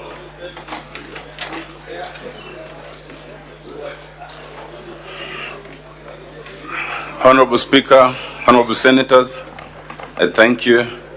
And this being my maiden appearance on this matter, I sincerely hope I did not drive my learned friend and his team away. But Honorable Speaker, Kenya is indeed a mature democracy. We are so mature that, Mr. Speaker, we gave ourselves the most modern constitution in recent history 14 years ago. We are so mature that 7 years ago, we had the nullification of the only presidential election. Honorable Senators. Senator Fernandi, take your seat. Senator Kipsang, may the Counsel for the National Assembly be heard in silence. Thank you, Mr. Speaker. 7 years ago, we had the nullification of the only presidential election known to history. And today, Mr. Speaker, we are conducting impeachment proceedings unknown to this continent, outside of the removal proceedings in a parliamentary system in South Africa. Mr. Speaker, I want to thank you and the Senate for demonstrating the maturity of a democracy. So much so that even when the Deputy President is unable to appear without anything on record, this Honorable Senate has accorded the Deputy Speaker the opportunity, the Deputy President, the opportunity for his counsel to be present, and they have voluntarily exited. The right to appear in person or by counsel is a right under Article 145. But like every other right, you can choose to exercise it or not to exercise it. The idea and the fact of these impeachment proceedings being open as they are and being so democratic, even to vote on the procedural motion, shows how mature our country has become. Mr. Speaker, before the 2010 Constitution, we would not have been here for this process for 2 days. We would not have been taking this process in the National Assembly. The President would sack the Vice President at whims, including for not liking the color of his shoes. The fact that we are here in a situation where to impeach a Deputy President, we have to go through these processes, Mr. Speaker, it shows our maturity. But let it not be mistaken, Mr. Speaker, as some people have, that the process of impeachment is a criminal trial.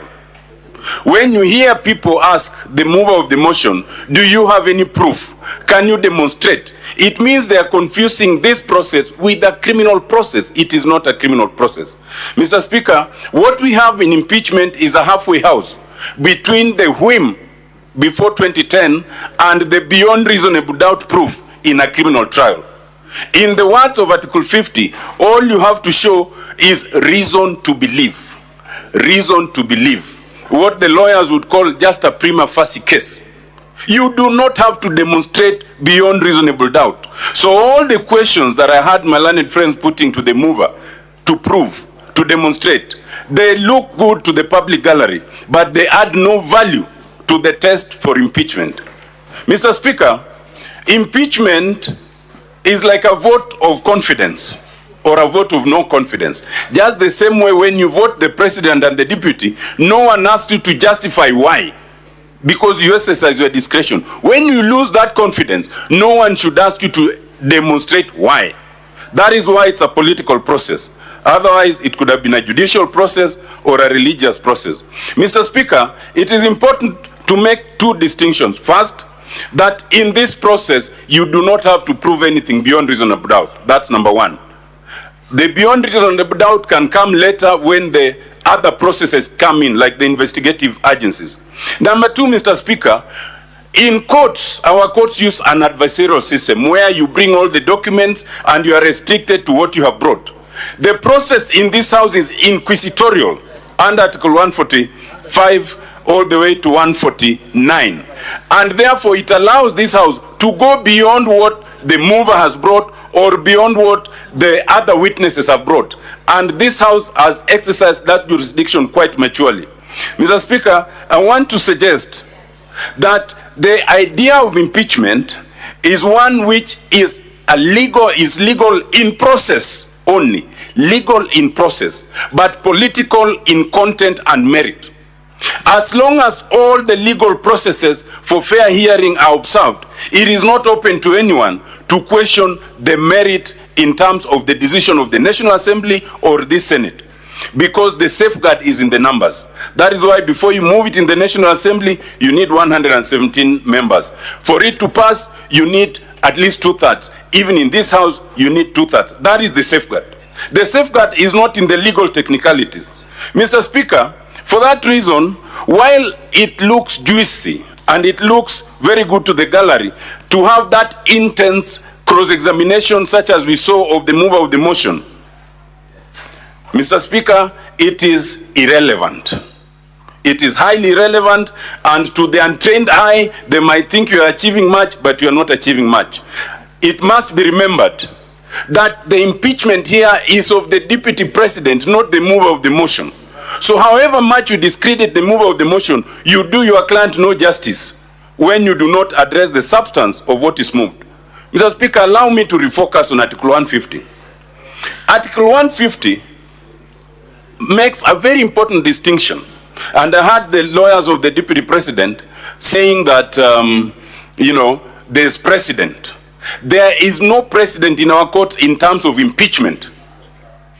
There is precedent in terms of removal from office of governors under Article 181. The word used is removal. The word impeachment does not appear in Article 181. But when you come to Article 150, two words are used. You can remove the deputy president first, Mr. Speaker, under 151A, under 151 is removal. To that extent, the question of removal in 151, you can use the same standards in Article 181. But B, it says, or on impeachment. There is no other provision for impeachment, and we have not undertaken impeachment in this country. For that reason, Mr. Speaker, while the wording might look similar, the principles are different. Because for removal, for example, under 151, is a strict legal process. You have to show and demonstrate that the deputy president, has physical or mental incapacity. But when it comes to impeachment, it's a different matter. It's more of a political matter. Mr. Speaker, impeachment is a demonstration of impropriety, of unfitness for office, of it's taking political responsibility.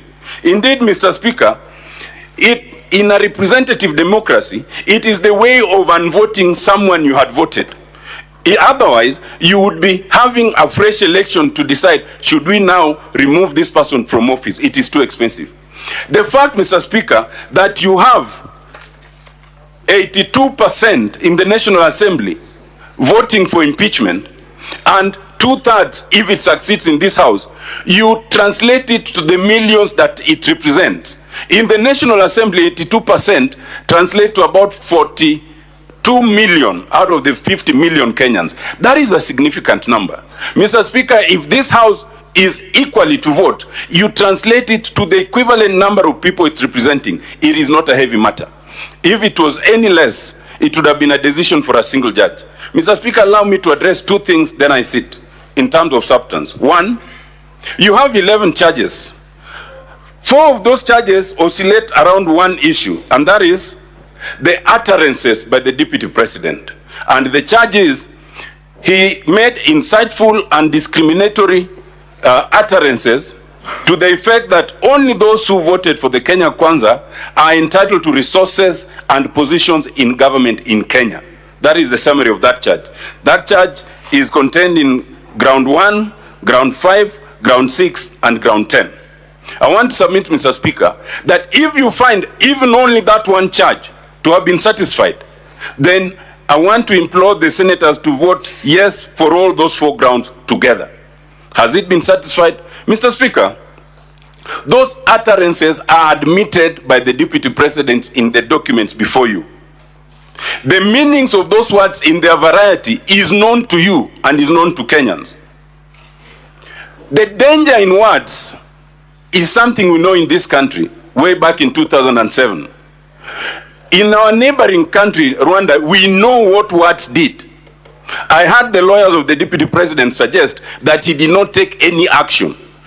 Under the law, under Article 10, under Article 27, you do not have to take any action. Utterances are enough, because utterances can do the very damage that the Constitution intends not to be done. Mr. Speaker, what is his response to that charge? There are 2. The first one is he was exercising free speech.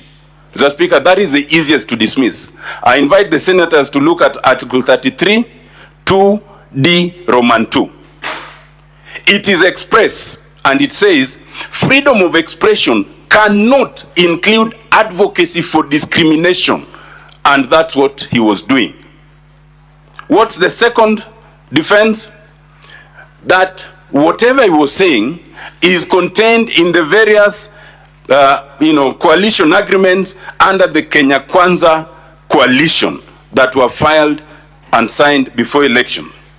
Mr. Speaker, with tremendous respect, allow me to remind the Deputy President that this is the Republic of Kenya, not the Republic of Kenya Kwanza. Mr. Speaker, for that reason, you cannot elevate agreements under the Kenya Kwanza coalition above the legislation of this country, above the constitution of this country. Section 13 of the NCIC Act is very clear that those utterances are unlawful, in fact criminal. Article 10 and Article 27 of the Constitution are equally clear that you cannot make such utterances. So to come and say that I uttered them because they are contained in a coalition for one particular political coalition is in fact an admission.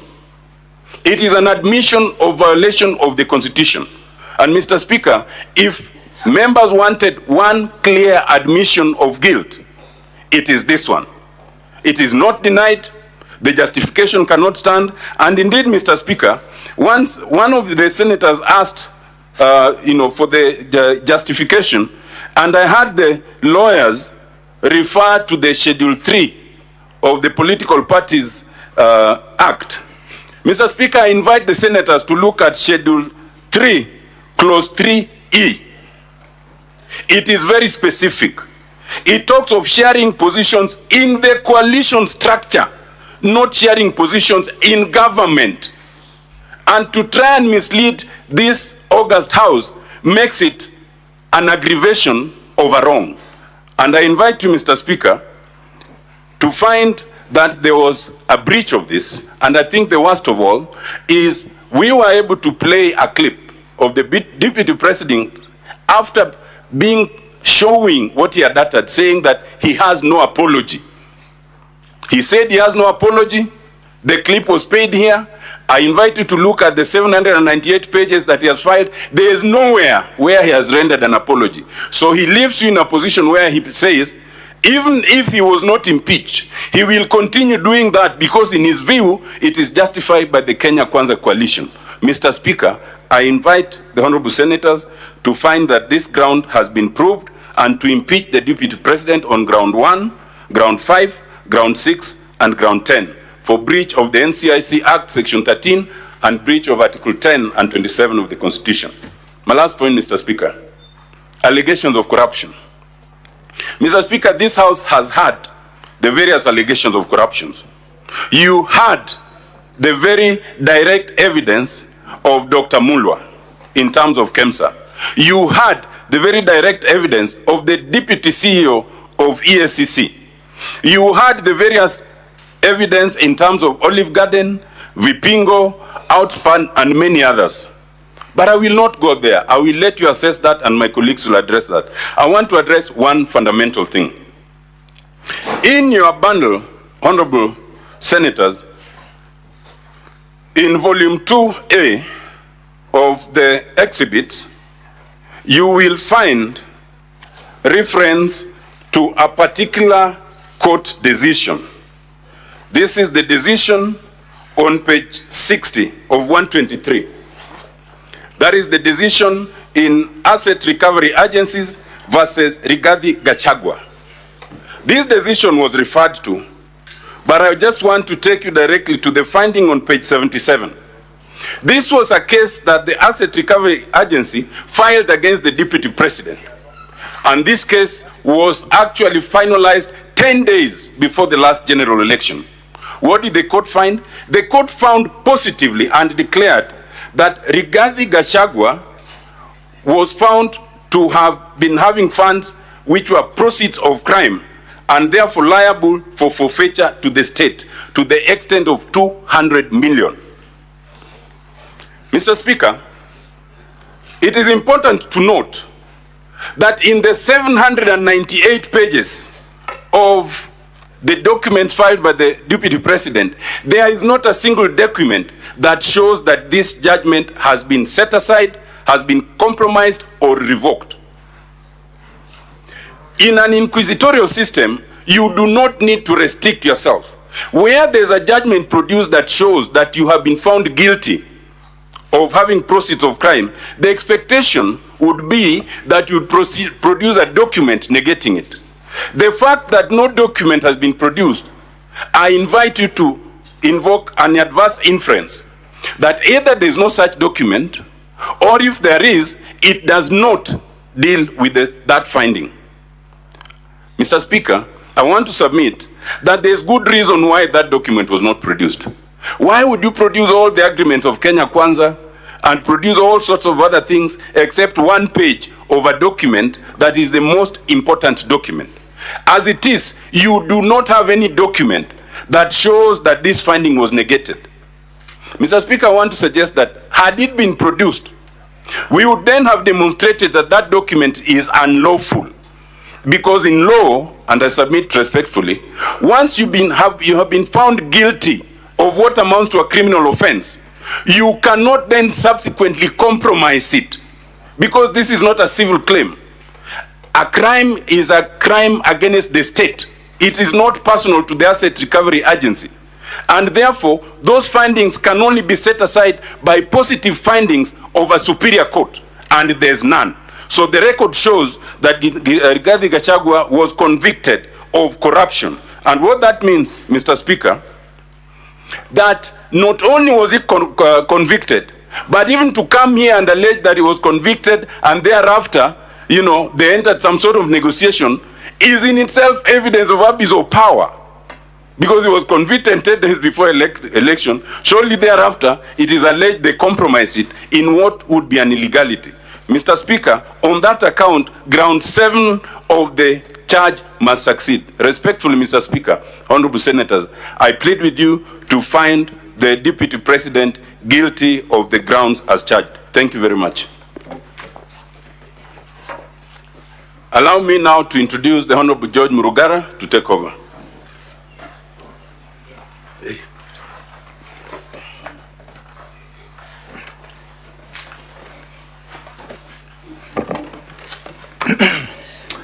Thank you very much, Mr. Speaker and honorable senators.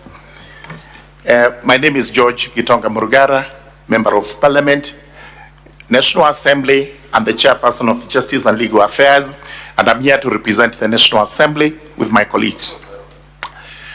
Honorable Speaker and senators, I'll deal with only one point which supports ground number 11 on the impeachment. And the ground 11 is insubordination and failure to actually act collectively with the other members of the cabinet and the presidency. There was an argument that was raised that some of the alleged misconduct on the part of the deputy president were actually committed when he was not the deputy president, and therefore do not apply to the proceedings before this House. Reference is made to Article 151B of the Constitution, which provides that the ground for impeachment would only be serious consideration of serious reasons to believe that an offense has been committed. There is no time limit that is set, because once there are reasons to believe that an offense has been committed, then that stretches back to whatever time that offense would have been committed. This is to say, if in the pendency of the life of the presidency or the deputy president, it is discovered that before you assume the office, you committed an offense, that forms a ground for impeachment. This leads me to the next argument, which are the admissions that the deputy president actually made before the House. Clearly, he admitted that the issue of shareholding in Kenya was live, and he was part and parcel of it. Therefore, Kenyans were shareholders. He actually admitted in the House and also in the press in the country that he believed the president was behind this motion.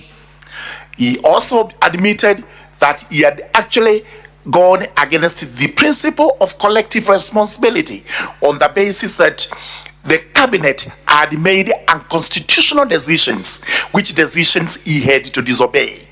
He also went on to dismiss this parliament as a theater of the absurd, and that he did not expect much from here. The question is this, and that, honorable senators, you have to grapple with. If the deputy president was actually to be saved by this House, with whom would he work? He would not work with the Kenyans whom he has antagonized with his shareholding notion that he has spread across the country. Number two, he would have difficulty serving with his boss, whom he has accused of being behind this motion. He would not actually work with the cabinet, where he is responsible for everything that is done in the cabinet and the sub-cabinet committees brought together by the principle of collective responsibility. He would not be able to work with this parliament, which he has called a theater of the absurd. With whom would he work? This is the question you have to ask yourselves. What we have before us today is like a marriage, and I have to draw that analogy because actually the position occupied by the subject of the discussion and the motion, the Honorable Rigathi Gachagua, is now untenable. He cannot hold that position because his position is irretrievable. He cannot work with any of the organs and bodies he's supposed to work with. Therefore, the position being irretrievable, then it means actually he has to be impeached. And I implore upon you to actually do so. Where a marriage is irretrievably broken, you cannot apply any law. The marriage is gone. Whichever law you try to apply, it does not matter. For the deputy president today, we cannot apply any measure of legalese because this is not likely to assist us in any way. The position remains, this is a political process, these political offices they are holding, and therefore they are irretrievably broken. As I pen off, honorable senators, honorable speaker, sir, I will refer you to a biblical book in the Old Testament, the book of Jonah, chapter 1. And when the senators retire, they can actually look at that, the entire chapter. What happened here when Jonah disobeyed the command from his superior, and that was the deity? He actually had to flee. And when he fled, he took a ship to a different city, not where he had been commanded to go. What remained was, on the journey, the waters were faced with tempest, and eventually the tempest had to be calmed by tossing Jonah out of the ship. The ship here is actually the presidency. The ocean is actually Kenya. Jonah is the insubordinate deputy president who actually cannot work with the entire government and the country, and whose position today as he holds is untenable.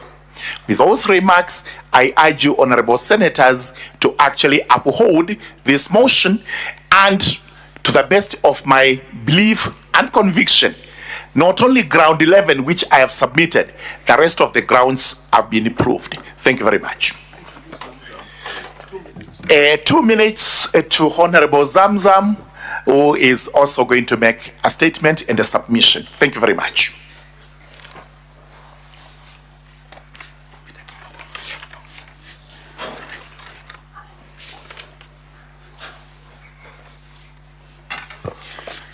Mheshimiwa Spika, kama mwakilishi wa bunge wa eneo bunge la Mombasa na bunge la taifa la Kenya, Mheshimiwa Spika, leo nimekuja hapa kuwaletea yale mashtaka ambayo yameonekana katika bunge letu. Mheshimiwa Spika, Mheshimiwa Spika, mengi yamezungumzwa.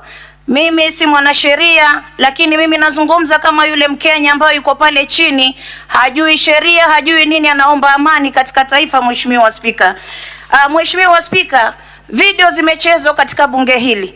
Tumeona Mheshimiwa naibu wa rais akijipiga kifua, hasa kule Taita Taveta. Nimeona Mheshimiwa Spika akiwaambia kuwa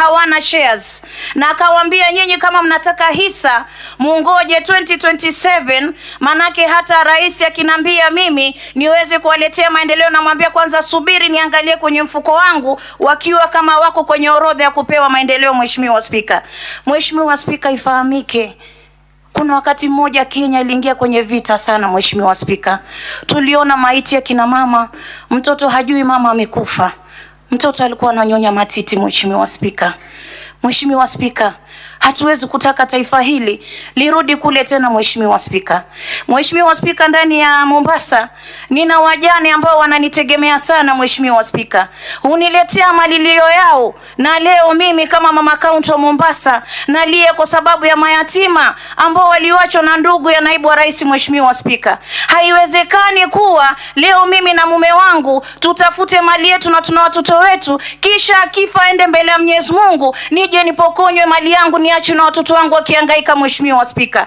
ukiangalia umri ya hawa watoto wa ndugu yake Mheshimiwa naibu wa rais wametoshia kupewa urithi wao. Mheshimiwa Spika, lakini hata kuna tetesi mwingine yoozea kule kwa jela. Mheshimiwa Spika, kwa hiyo Mheshimiwa Spika, mimi nasema, nilisikia mwanasheria akisema to save makanga. Mimi nasema makanga ameiba pesa ya abiria, dereva hana pesa ya kupelekea mwenye gari.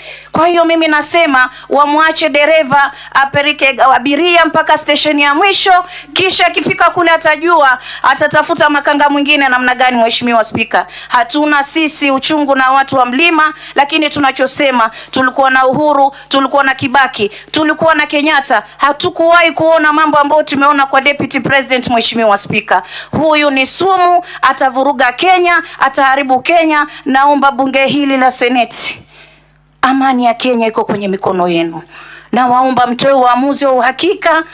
Huyu jamaa hapendezi kabisa kuwa katika nafasi ambayo yuko ndani sasa, na waomba kwa heshima na taadhima tuweze kumtimua leo, Kenya iweze kupata mtu ambaye atamsaidia rais kufanya kazi akiwa ameweka amani na umoja wa Kenya mbele. Asante sana Mheshimiwa Spika.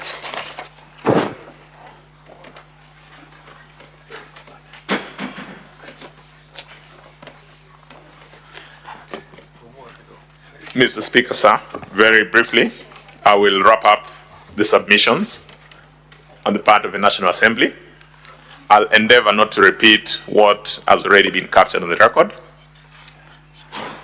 Mr. Speaker, sir, have agonized and reflected on the place of impeachment proceedings, not just in our country, but across the world and across other democracies. Mr. Speaker, sir, I've had occasion to look at the history, particularly of the United States of America, from the days of Andrew Johnson in 1868, Richard Nixon in 1974, Bill Clinton 1998, and Donald Trump 2019. Mr. Speaker, sir, I asked myself, what does impeachment proceedings seek to serve in a democracy?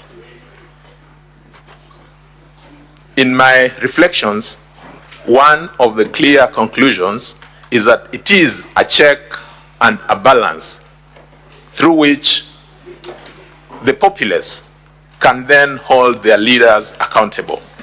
It is an avenue through which the populace can ask their leaders whether they're doing that which is in keeping with the social contract or the understanding that they had at the point of election or delegating their direct powers to those elected leaders. So in the context of Kenya, where then do we find impeachment? Mr. Speaker, sir, our history has taught us very bitter lessons. We remember the events that bedeviled our country after the 2007 elections. It is after those events that we gave ourselves a new constitution. In that new constitution, Mr. Speaker, sir, we found it necessary to, in an unprecedented way, speak about our values, speak about the fabric of our society, the things that pull us together, the things that we share as a people. The preamble to our constitution, in particular paragraph 3, reads, "We, the people of Kenya, proud of our ethnic, cultural, religious diversity, and determined to live in peace and unity as one indivisible sovereign nation," and continues so on and so forth. From those words, we realize what the thinking of the Kenyan people was right from page 1 of framing of our constitution. We then went to substantive provisions. A lot has been said about Article 10 of our constitution, to the extent that it speaks to the values that as a people we want to be associated with. We have dedicated a whole chapter of our constitution to the questions around leadership and integrity.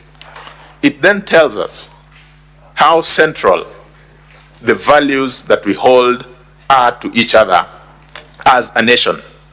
Now, if we look at impeachment from that lens, then we realize and appreciate that impeachment then comes in to hold our leaders at an even higher pedestal, so that we have a tone at the top that is acceptable, a tone that gives us what has been called elsewhere political hygiene. We have had occasion in this country where people who have been in positions of leadership have been treated in what other people have thought has been harsh treatments. But it is because when there's a tone at the leadership to be set, it must be clear, it must be vibrant, and it must be the right tone. We've had leadership, people from the leadership who've lost their office because of having pinched somebody. We have people who have lost their offices because of utterances that were considered inappropriate. A slap has gotten somebody to go through a fairly painful process. It is because the slap is not necessarily the issue, it is the message that it sends. And so similarly, when we talk about our leaders, we then must ask ourselves, what does one wrong word do to the fabric of our society? It is on the basis of that background that we then consider the impeachment motion that is currently before this House. My colleagues who have spoken before me have taken us through the provisions of Article 150, 1B, which then speaks to the very grounds that this House should consider in whether to impeach His Excellency, the Deputy President, or not. I wouldn't want to go into those grounds because the record before this House contains material in support of those grounds. I would urge, Mr. Speaker, sir, that now that His Excellency the Deputy President has had occasion to present material before this House, that this House could consider in response to the motion for impeachment. When you retire to debate, to deliberate, we urge that you take into consideration the entirety of that material. We also ask that you also take time to look at what the mover of the motion presented before this House, as well as all the witnesses, including what came from public participation. That would give us an opportunity to, in a very objective way, reflect on what and how to deal with the questions that have been presented. I need not go into the specifics of each of the charges, but if I was to give examples, when we have a leader occupying the high office of the Deputy President of this country, somebody who is required by the Constitution to take an oath confirming or affirming to Kenyans that they will not divulge whatever comes out of secrecy, out of confidential conversations that come to their knowledge by virtue of the office that they occupy. If that person then defies that bond or that commitment that they've had with Kenyans, it is a gross violation. Similarly, when we have somebody occupying the space of the high calling of the office of the Deputy President, admitting issues that would amount to conflict of interest between his personal interest, his family interest, and which have financial implications. Again, our laws then dictate that those are reasons that would would be sufficient to impeach such a Deputy President. We've had examples that have been given about utterances that have been considered to be unpalatable. Again, looking at the entire framework of what our Constitution anticipates, looking at what those words would mean to a man off the streets of Nairobi, off the streets of Mombasa, or any other place. If we all come to the understanding that those words taken in their natural meaning could cause some measure of discomfort, they are considered to be divisive, they are considered to be of such a nature as to bring or sow seeds of discord between us as people in this country, then it is the responsibility of this House to speak, and to speak on behalf of the people of Kenya, because it is one way of ensuring that there are checks and balances that flow from the constitutional powers vested in this House. Mr. Speaker, sir, as has been demonstrated through the many tons of documents that have been availed before this House, the cross-examination that has attended to the witnesses that have been before this House, and the material that has been placed by the mover, by all the parties who've had an opportunity to participate in the proceedings of this House, we have absolutely no doubt that this House is perfectly capable of making the appropriate decision in each and every of those counts. And just for emphasis, Article 150, Subarticle 1B gives us 3 grounds. We do not have to have beyond 1. Any one of those is more than sufficient to make the call or to pull the trigger on an impeachment motion. Mr. Speaker, with that, I rest, and we thank you for according us this opportunity this evening. Most obliged. So, are you done now with your submissions? Yes, Mr. Speaker, sir. Thank you. We are done. Thank you. Now, honorable senators, I'll refer you to the program. You will notice that after the closing statements from the parties, the Senate is supposed to move to a closed session to deliberate on the issues that have been raised. And that is pursuant to our rules of procedure. That is demanded of us by the rules of procedure. So at this juncture, I will allow the parties to retire as the Senate moves to a closed session. That closed session will take us not more than half an hour. After that, we'll come back. Once we are back, there's going to be a special motion contained in an order paper. That is the motion that will allow debate